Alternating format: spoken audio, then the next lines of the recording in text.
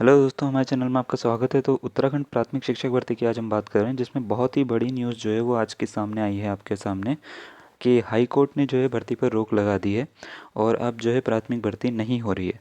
ठीक है। तो इसमें एक उत्तराखंड का रिवाज हो गया है कि कोई भी भर्ती जो है बिना बाधा के पूरी नहीं हो सकती, और ये भी एक ही काम हुआ है। तो इसके ऊपर हुआ क्या है, क्यों रोक लगाई है, पूरी की पूरी हम बात करेंगे। और ये भर्ती जो है वो अब कब होगी, इसके ऊपर भी हम बात करेंगे।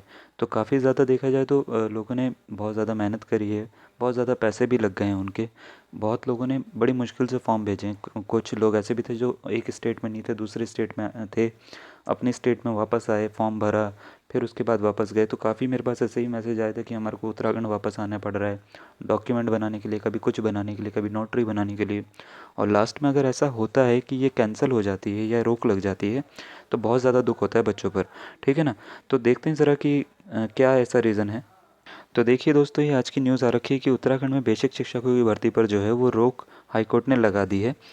रीज़न क्या है, मैं आपको पढ़ के सुनाता हूँ इसका। इसका जो रीज़न है, तो ये है कि हाईकोर्ट ने राज्य में सहायक अध्यापक बेसिक के 2600 पदों पर भर्ती प्रक्रिया पर फिलहाल रोक लगा दी है। साथ ही सरकार और एनसीटीई को नोटिस जारी कर 3 हफ्ते में जवाब मांगा है। ठीक है। अगली सुनवाई अब जो है वो 1 मार्च को होगी, यानी 1 मार्च तक आपका अब कुछ नहीं हो सकता। ठीक है ना। तो न्यायाधीश जो थे हमारे न्यायमूर्ति शरद कुमार शर्मा की एकल पीठ में ये सुनवाई हुई थी। हरिद्वार के जयवीर सिंह ने की ओर से कोर्ट में याचिका दायर करके शिक्षा विभाग से 15 जनवरी 2021 को जारी आदेशों को चुनौती दी गई है।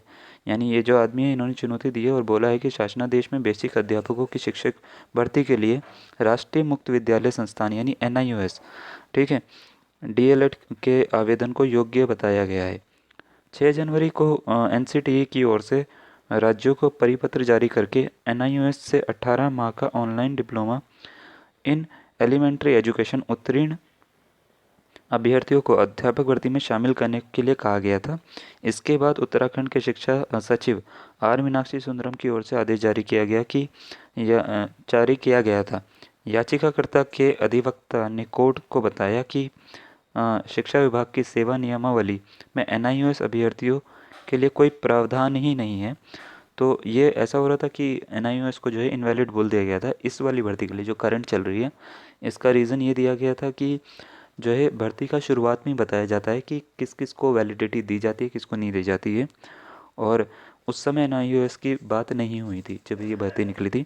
तो ये एनआईओएस जो है वो बाद में आपको पता है एनसीटीई से मान्यता मिली है। तो अब ये कह रहे हैं कि उसको शामिल क्यों नहीं करा, क्यों इसको अलग कर दिया गया। तो उसके ऊपर उन्होंने केस कर दिया। अब केस कर दिया तो हाई कोर्ट ने रोक दिया। ठीक है। तो क्या बोला गया आगे कि न्यायाधीश न्यायमूर्ति शरद कुमार शर्मा की एकल पीठ ने इस मामले को सुनने के बाद भर्ती की प्रक्रिया में फ़िलहाल रोक लगा दी। अब ये रोक लग गई तो रोक आपकी बहुत अच्छी खासी लग जाती है उत्तराखंड में। तो जब तक दूसरी सुनवाई होगी उसके बाद अगर कुछ हो जाता है उसमें तो ठीक है, अदरवाइज़ ये काफ़ी लंबा खिंच जाएगा।